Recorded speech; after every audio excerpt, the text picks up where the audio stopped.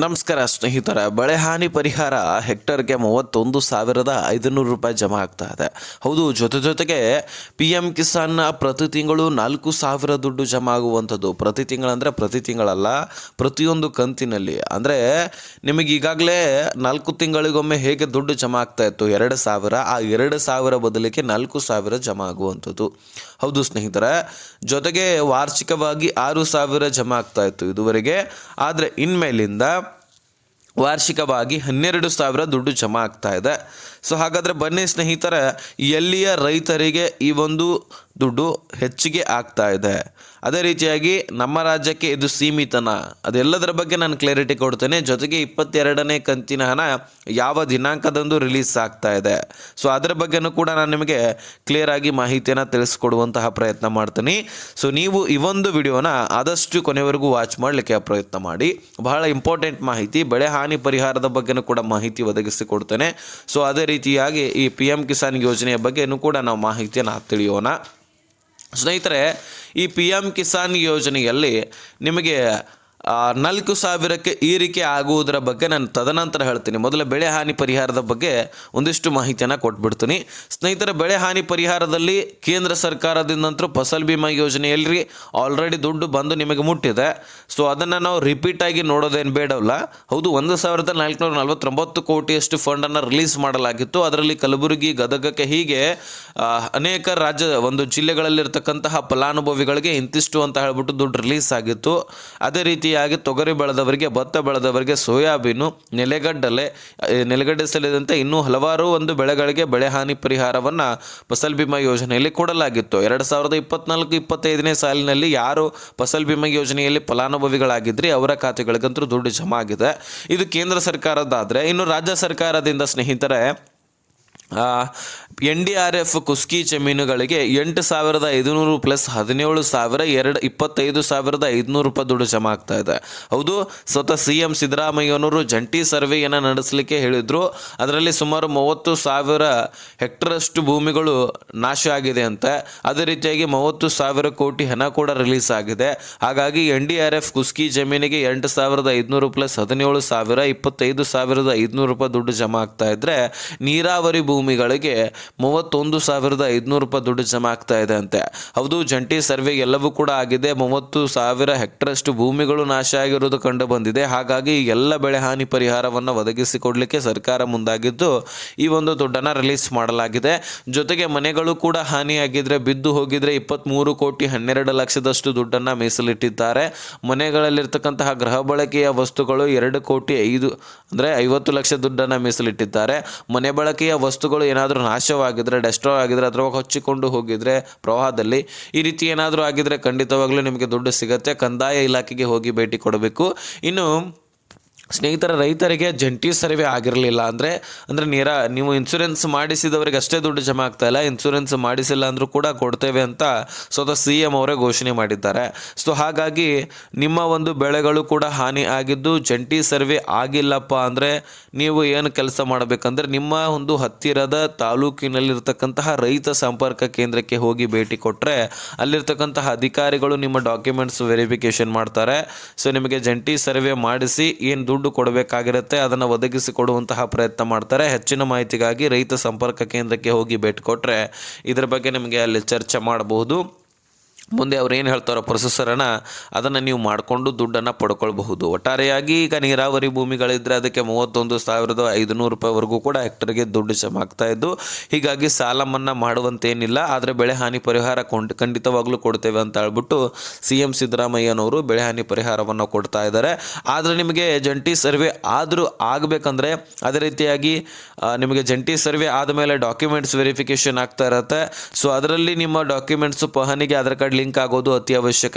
ಇದು ಬರೀ ಬೆಳೆ ಹಾನಿ ಪರಿಹಾರಕ್ಕೋಸ್ಕರ ಅಷ್ಟೇ ಹೇಳ್ತಾ ಇಲ್ಲ ನಾನು. ಈ ಬಾರಿ ಪಿ ಎಂ ಕಿಸಾನ್ ಯೋಜನೆ ದುಡ್ಡು ಜಮಾ ಆಗಬೇಕಂದ್ರೆ ನೀವು ಪಹಣಿಗೆ ಆಧಾರ್ ಕಾರ್ಡ್ ಲಿಂಕ್ ಮಾಡಿಸ್ಕೊಳ್ಳೋದು ಅತಿ ಅವಶ್ಯಕ ಅಂತ ಕೇಂದ್ರ ಸರ್ಕಾರವೂ ಕೂಡ ತಿಳಿಸಿದೆ. ಹೌದು, ನೀವು ಪಹಣಿಗೆ ಆಧಾರ್ ಕಾರ್ಡನ್ನು ಲಿಂಕ್ ಮಾಡಿಸಿದರೆ ಮಾತ್ರ ನಾವು ಬೆಳೆ ಹಾನಿ ಪರಿಹಾರ, ಬರ ಪರಿಹಾರ, ಫಸಲ್ ಬಿಮಾ ಯೋಜನೆ, ಪಿ ಎಂ ಕಿಸಾನ್ ಯೋಜನೆ, ರೈತರಿಗೆ ಸಂಬಂಧಪಟ್ಟಂತಹ ಎಲ್ಲ ಯೋಜನೆಗಳನ್ನು ಕೊಡ್ಲಿಕ್ಕೆ ಸಾಧ್ಯ. ಇದೇ ರೀತಿ ಬರೀ ಕೇಂದ್ರ ಸರ್ಕಾರ ಹೇಳ್ತಾ ಇಲ್ಲ, ರಾಜ್ಯ ಸರ್ಕಾರವೂ ಕೂಡ ಹೇಳಿದೆ. ಅದರಲ್ಲಿ ಕೃಷಿ ಸಚಿವರಾದಂತಹ ಕೃಷ್ಣ ಬೈರೇಗೌಡ ಅವರು ಕೂಡ ಇದರ ಬಗ್ಗೆ ಚರ್ಚೆ ಮಾಡಿದ್ದಾರೆ. ಪಹಣಿಗೆ ಆಧಾರ್ ಕಾರ್ಡ್ ಲಿಂಕ್ ಮಾಡೋದು ಎಷ್ಟು ಅವಶ್ಯಕತೆ ಅಂದರೆ ಬರೀ ಯೋಜನೆಗಳಿಗೋಸ್ಕರ ಅಷ್ಟೇ ಅಲ್ಲ, ನಿಮ್ಮ ಹೊಲ ಗದ್ದೆಗಳನ್ನು ಇನ್ಯಾರೋ ಬಂದು ಲಪಟಾಯಿಸ್ಕೊಂಡು ಹೋಗಬಾರ್ದು. ನಿಮ್ಮ ಹೊಲ ಗದ್ದೆಗಳನ್ನು ಮಧ್ಯವರ್ತಿಯಾಗಿ ಇನ್ಯಾರಿಗೋ ಮಾರಾಟ ಮಾಡೋದು, ನಿಮ್ಮ ಡಾಕ್ಯುಮೆಂಟ್ಸ್ಗಳು ಕ್ಲಿಯರ್ ಇಲ್ಲ ಅಂತ ಹೇಳ್ಬಿಟ್ಟು ತಮ್ಮ ಡಾಕ್ಯುಮೆಂಟ್ಸ್ಗಳನ್ನು ಮಾಡಿಸ್ಕೊಂಡು ಇನ್ಯಾವನಿಗೋ ಮಾರಾಟ ಮಾಡಿ ನಿಮಗೆ ಕೋರ್ಟ್ ಕಚೇರಿ ಅಂತ ಅಲ್ಲದಾಡಿ ಓಕೆ ಅವರಿಗೇನೆ ಹೋಗುತ್ತೆ ಆಸ್ತಿ ಅಥವಾ ನಿಮಗೆ ಬಂತಪ್ಪ ಅಂತ ಅಂದ್ಕೊಳ್ಳಿ, ಆದರೂ ಸಹಿತ ನಿಮ್ಮ ಕೋರ್ಟ್ ಕಚೇರಿ ಅಂತ ದುಡ್ಡು ಅಲದಾಡಿ ದುಡ್ಡು ಖರ್ಚು ಮಾಡಿರ್ತಕ್ಕಂಥದ್ದು ವಾಪಸ್ ಬರುತ್ತಾ ಇಲ್ವಲ್ಲ. ಹಾಗೆ ಒಂದು ದಿನದ ಕೆಲಸ ಇದು, ಒಂದು ತಾಸದ ಕೆಲಸ. ಗ್ರಾಮ ಪಂಚಾಯಿತಿಗಳಿಗೆ ಹೋಗಿ ಗ್ರಾಮ ಪಂಚಾಯಿತಿಯಲ್ಲಿ ಗ್ರಾಮ ಲೆಕ್ಕಾಧಿಕಾರಿಗಳು ಈ ಪಹಣಿಗೆ ಆಧಾರ್ ಕಾರ್ಡನ್ನು ಲಿಂಕ್ ಮಾಡಿಸಿಕೊಡ್ತಾರೆ. ಒಂದು ಪಹಣಿ, ಒಂದು ಆಧಾರ್ ಕಾರ್ಡು, ಒಂದು ಮೊಬೈಲ್ ಸಂಖ್ಯೆ, 2 ಪಾಸ್ಪೋರ್ಟ್ ಸೈಜ್ ಫೋಟೋ ತೆಗೆದುಕೊಂಡು ಹೋದರೆ ಲಿಂಕ್ ಮಾಡಿಸ್ಕೊಡ್ತಾರೆ. ಪ್ರತಿಯೊಬ್ಬರು ಕೂಡ ರೈತರು ಈ ಕೆಲಸ ಮಾಡ್ಕೊಳ್ಳಿ. ಇದು ನಿಮ್ಮ ಇಷ್ಟ, ಯಾಕಂದರೆ ನಿಮ್ಮ ಆಸ್ತಿ ಪಾಸ್ತಿಗಳು ನಿಮ್ಮ ಹೆಸರಲ್ಲೇನೆ ಉಳಿಬೇಕು ಅಥವಾ ಕೋರ್ಟ್ ಕಚೇರಿ ಅಂತ ಅಲ್ದಾಡಬಾರ್ದು ಅಂದರೆ ಮಾಡ್ಕೊಳ್ಳಿ. ಇಲ್ಲಾಂದರೆ ಇನ್ಯಾವನೋ ಬಂದು ಲಪಟಾಯಿಸ್ಕೊಂಡು ಹೋಗ್ತಾನೆ. ಆಮೇಲೆ ನೀವು ಎಷ್ಟೇ ಬಡದಾಡಿದ್ರು ನಿಮ್ಮ ದುಡ್ಡಂತರೂ ಹೋಗೋದು ಫಿಕ್ಸು. ಆಸ್ತಿ ಬಂದರೂ ಸಹಿತ ದುಡ್ಡಂತರೂ ಹೋಗೇ ಹೋಗುತ್ತೆ. ಅದಕ್ಕೋಸ್ಕರ ಈ ಕೆಲಸ ಮಾಡಿ. ಇನ್ನು ಸ್ನೇಹಿತರೆ, PM ಕಿಸಾನ್ ಯೋಜನೆಯಲ್ಲಿ 4,000 ದುಡ್ಡು ನಮ್ಮ ರಾಜ್ಯದಲ್ಲಿ ಆಗ್ತಾ ಇಲ್ಲ. ಬಹಳಷ್ಟು ಜನ ಕೇಳ್ತಾ ಇದ್ರಿ ಇದ್ರ ಬಗ್ಗೆ, ಅದಕ್ಕೋಸ್ಕರ ನಾನು ಕ್ಲಿಯರಿಟಿ ಕೊಡಲಿಕ್ಕೆ ಈ ವಿಡಿಯೋದಲ್ಲಿ ಹೇಳ್ತಾ ಇದ್ದೀನಿ. ಇದು ಬಿಹಾರ ರಾಜ್ಯದಲ್ಲಿ ಆಗಿದೆ. ಹೌದು, ಬಿಹಾರ ರಾಜ್ಯದಲ್ಲಿ ಚುನಾವಣೆ ನಡೆದಿತ್ತು. ಆ ಚುನಾವಣೆ ಸಂದರ್ಭದಲ್ಲಿ ನಮ್ಮ ರಾಜ್ಯದಲ್ಲಿ ಹೇಗೆ ಗ್ಯಾರಂಟಿ ಯೋಜನೆಗಳನ್ನು ಘೋಷಣೆ ಮಾಡಿದ್ರು, ಬಿಹಾರದ NDA ಸರ್ಕಾರ ಏನು ಮಾಡ್ತು, ನಾವು ಏನಾದರೂ ಆಡಳಿತಕ್ಕೆ ಬಂದಿದ್ದೇ ಆದರೆ, ಚುನಾವಣೆಯಲ್ಲಿ ಆಯ್ಕೆ ಆಗಿದ್ದೇ ಆದರೆ ನಾವು PM ಕಿಸಾನ್ ಯೋಜನೆಯಲ್ಲಿ 2,000 4 ತಿಂಗಳಿಗೊಮ್ಮೆ ಕೊಡ್ತಾ ಇದ್ದಾರಲ್ವ, ಅದನ್ನು ಡಬಲ್ ಮಾಡ್ತೀವಿ. ನಾವು 4,000 ಕೊಡ್ತೇವೆ. 2,000 ರಾಜ್ಯ ಸರ್ಕಾರದಿಂದ, ಕೇಂದ್ರ ಸರ್ಕಾರದಿಂದ 2,000, ಟೋಟಲ್ 4,000 ಪ್ರತಿ 4 ತಿಂಗಳಿಗೊಮ್ಮೆ ವಾರ್ಷಿಕವಾಗಿ 12,000 ದುಡ್ಡನ್ನು ನಾವು ಕೊಡಬಲ್ಲೆವು ಅಂತ ಸ್ಪಷ್ಟನೆಯನ್ನು ಕೊಟ್ಟಿದ್ದಾರೆ. ಹಾಗಾದರೆ ಸ್ನೇಹಿತರೆ, ಇದು ಬಿಹಾರ ರಾಜ್ಯದಲ್ಲಿ ನಡೆದಿರತಕ್ಕಂತಹ ಚುನಾವಣೆ ಸಂದರ್ಭದಲ್ಲಿ ಹೇಳಿರ್ತಕ್ಕಂತಹ ಹೇಳಿಕೆ. ಹಾಗೆ PM ಕಿಸಾನ್ 22ನೇ ಕಂತಿನಲ್ಲಿ, ಅದೇ ರೀತಿಯಾಗಿ 21ನೇ ಕಂತಿನಲ್ಲಿ ಕೂಡ ಬಿಹಾರದ ರೈತರು 4,000 ದುಡ್ಡನ್ನು ಪಡ್ಕೊಂಡಿದ್ದಾರೆ. ಹಾಗೆ 22ನೇ ಕಂತಿನಲ್ಲಿ ಕೂಡ ಅತಿ ಶೀಘ್ರದಲ್ಲಿ ರಿಲೀಸ್ ಆಗುತ್ತೆ, ಅಲ್ಲಿ ಕೂಡ 4,000 ದುಡ್ಡನ್ನು ಪಡ್ಕೊಳ್ತಾರೆ. ವಾರ್ಷಿಕವಾಗಿ 12,000 ದುಡ್ಡನ್ನು ಅವರು ಪಡ್ಕೊಳ್ತಾರೆ. ಇನ್ನು ನಮ್ಮ ರಾಜ್ಯ ಸರ್ಕಾರವು ಕೂಡ ಒಪ್ಕೊಂಡಿದ್ದೆ ಆದರೆ PM ಕಿಸಾನ್ ಯೋಜನೆಯಲ್ಲಿ 4,000 ಕೊಡಬಹುದು. ಆದರೆ ಗ್ಯಾರಂಟಿ ಯೋಜನೆಗಳನ್ನೇ ಸರಿಯಾಗಿ ಕೊಡ್ತಲಿಕ್ಕೆ ಆಗ್ತಾ ಇಲ್ಲ. ಇನ್ನು PM ಕಿಸಾನ್ ಯೋಜನೆಯಲ್ಲಿ ದುಡ್ಡು ಕೊಡೋದು ಬಹುತೇಕ ಡೌಟು. ಹಾಗಾಗಿ ಇನ್ನು ಮೊದಲೇ ಹೇಳಬೇಕಂದ್ರೆ ಇಲ್ಲಿ ಕಾಂಗ್ರೆಸ್ಸು, ಮೇಲ್ಗಡೆ BJP, ಅಂದರೆ ಕೇಂದ್ರದಲ್ಲಿ BJP ಆದರೆ ನಮ್ಮ ರಾಜ್ಯದಲ್ಲಿ ಕಾಂಗ್ರೆಸ್ ಪಕ್ಷ ಇದೆ. ಸೊ ಹೀಗಾಗಿ ಹೊಂದಾಣಿಕೆ ಅಂತೂ ಖಂಡಿತವಾಗ್ಲೂ ಆಗೋದಿಲ್ಲ. ನಿಮ್ಮ ಯೋಜನೆಯಲ್ಲಿ ನಾವ್ಯಾಕೊಪ್ಪ ಕೊಡೋಣ ದುಡ್ಡು ಅಂತಲೂ ಹೇಳಬಹುದು. ಆದರೆ ಇದು ಕೇಂದ್ರ ಸರ್ಕಾರದ BJPಯ ಯೋಜನೆ ಆಗಿರಬಹುದು, ಆದರೆ ಇದಕ್ಕೆ ಹೆಸರು PM ಅಂತ ಇದೆ. ಸೊ ಹಾಗಾಗಿ ಇದಕ್ಕೆ ಇಂದಿರಾ ಕಿಟ್ ಕೊಡೋದು ಅಥವಾ ಇಂದಿರಾ ಗಾಂಧಿ ಯೋಜನೆ ಅಥವಾ ರಾಜೀವ್ ಗಾಂಧಿ ಯೋಜನೆ ಈ ರೀತಿ ಏನು ಹೆಸರಿಟ್ಟಿಲ್ಲ ನರೇಂದ್ರ ಮೋದಿ ಅವರು. ಸೊ ಇದು PM ಕಿಸಾನ್ ಯೋಜನೆ ಅಂತ ಇಟ್ಟಿದ್ದಾರೆ. ಯಾರೇ PM ಆದರೂ ಸಹಿತ, ಅದು ಕಾಂಗ್ರೆಸ್ ಆಗಿರಲಿ BJP ಆಗಿರಲಿ, ಇನ್ಯಾವುದೋ ಪಕ್ಷ ಬಂದಿದ್ರು ಸಹಿತ ಅದು PM ಅಂತಲೇ ಹೆಸರಿರೋದು. ಹಾಗಾಗಿ PM ಕಿಸಾನ್ ಯೋಜನೆಯಲ್ಲಿ ದುಡ್ಡನ್ನು ಕೊಟ್ಟರು ಒಳ್ಳೆಯದೇ, ಆದರೆ ಸರ್ಕಾರ ಒಪ್ಕೊಳ್ಬೇಕಲ್ವ? ಖಂಡಿತವಾಗ್ಲೂ ಒಪ್ಕೊಳ್ಳೋದಿಲ್ಲ. ಯಾಕಂದರೆ ಗ್ಯಾರಂಟಿ ಯೋಜನೆಗಳನ್ನು ಕೊಡ್ತಾ ಇದ್ದಾರೆ. ಸೊ ಇದನ್ನು ಸರಿಯಾಗಿ ನಡ್ಸ್ಕೊಂಡು ಹೋದರೆ ಸಾಕಪ್ಪ ಅಂತ ಈಗ ಜನರೇ ಹೇಳ್ತಾ ಇದ್ದಾರೆ. ಇನ್ನು ಬೇರೆ ಬೇರೆ ಯೋಜನೆಗಳನ್ನು ಬಂದ್ ಮಾಡೋದು ನಡೆಯುತ್ತೆ, ಆದರೆ ಗೃಹಲಕ್ಷ್ಮಿ ಯೋಜನೆ ಮಾತ್ರ ಕೊಡ್ತಾ ಇರಬೇಕು, ಯಾಕಂದರೆ ಇದರಿಂದ ಬೆನಿಫಿಟ್ ಸಿಗ್ತಾ ಇದೆ ಅಂತ ಸಾಕಷ್ಟು ಮಹಿಳೆಯರು ಹೇಳ್ತಾ ಇದ್ದಾರೆ. ಆದರೆ ಇನ್ನು ಕೆಲವೊಂದಿಷ್ಟು ಜನರು ಗ್ಯಾರಂಟಿ ಯೋಜನೆಗಳನ್ನು ಕೊಡ್ತಾ ಇದ್ರೆ ಏನು ಮಾಡೋದು, ಬೆಲೆಗಳೇ ಏರಿಕೆ ಆಗ್ತಾ ಇದೆ, ನಮ್ಮಿಂದ ನಮಗೆ ಕೊಡ್ತಾ ಇದ್ದಾರೆ ಅಂತ ಕೆಲವೊಂದಿಷ್ಟು ಜನ ಮಾಹಿತಿ ಕೊಡ್ತಾ ಇದ್ದಾರೆ.